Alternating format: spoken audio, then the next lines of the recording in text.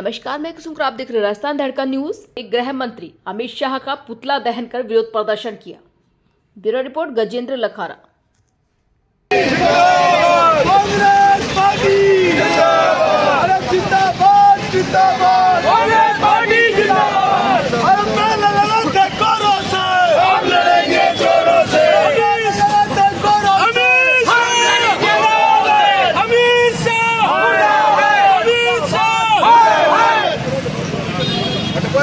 Congress party, Congress party, Amit Shah, Amit Shah, Amit Shah. हम तुम्हारे साथ हैं, जिंदाबाद।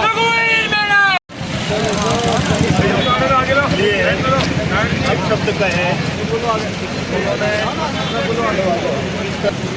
अपमानजनक कटाक्ष वाली भाषा में लोकसभा में भाषण दिया कि बार बार हर देश में बार बार भीमराव भीमराव भीमराव करते हैं। जिस तरह से जो इन्होंने अपमान किया बाबा साहब का, जो हमारे संविधान के निर्माता थे, और आज देश के सामने जिस तरह से उन्होंने देश की जनता के सामने बाबा साहब का अम्बेडकर जी का जो अपमान किया है, उसके प्रति कांग्रेस के हर कार्यकर्ता, देश के हर नागरिक के मन में तकलीफ है इस बात की कि अमित शाह गृह मंत्री होके और इस तरह से अपशब्द कहे तो वो इस्तीफा दे, माफ़ी मांगे।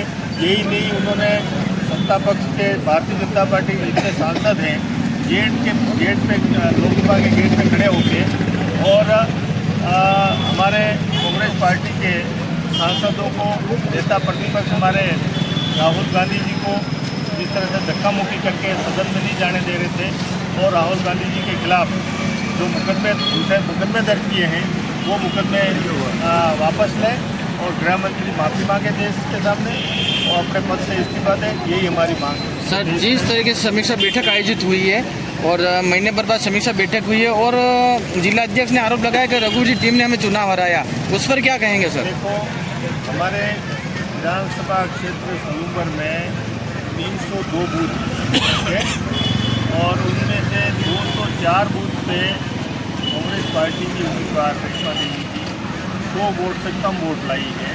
उनके खुद के बूथ पे, जहाँ कपिला उनका बूथ है, वहाँ से पूरी तरह से हारी है। तो वहाँ का कोई 204 बूथों पर जाके हमने किसी ने या हमारे किसी कार्यकर्ता ने ये नहीं कहा होगा कि वोट मत दो। जनता के मन में विश्वास नहीं था, जनता के मन में, मतदाताओं के मन में गुस्सा था, गुस्सा निकला है। हम सब मिलके समीक्षा करके कार्यकर्ताओं को आने वाले चुनावों के लिए वापस तैयार कर रहे हैं। पंचायती राज के चुनाव सब मिलकर लड़ेंगे। सर, आपका जिस तरह टिकट कटना बताया जा रहा है, किस तरह टिकट काटने में किसका हाथ बताएंगे आप? अब देखो, इस चुनाव में केंद्र का कोई रोल होता नहीं है। हम हमेशा उनसे सिर्फ परमिशन लेते हैं। बाकी स्टेट के लीडरों का ही रोल होता है टिकट तय करने में, कैंडिडेट देने में। अब किस नेता का ज़्यादा प्रभाव चला, किस तरह से आगे फीडिंग दी गई कि वेणुगोपाल जी ने मुझे ये कहा कि मीणा जी आपने चुनाव लड़ने से ना किया। इस तरह की मिसफीडिंग करके और जो टिकट करवाया है, निश्चित तौर पर उसका परिणाम तो देखिए हमने। अब आने वाले समय में नई सीरीज से सब मिलकर काम करेंगे। जनता के चुनाव और सब मिलकर चांदा जी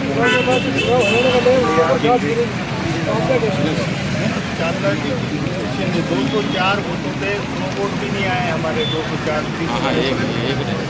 चांदा जी किसको पकड़ेंगे? 4 वोटों पे जाके पकड़ना है। लोगों को बात कर सकते हैं क्या बात क्या निष्कासित करने के लिए आधार पे देखो, रेशमा देवी 2018 में बागी होकर चुनाव लड़ी थी, तो वो आधार था, वो पार्टी के खिलाफ चुनाव लड़ी थी। फिर 6 साल की पार्टी से बाहर निकला था।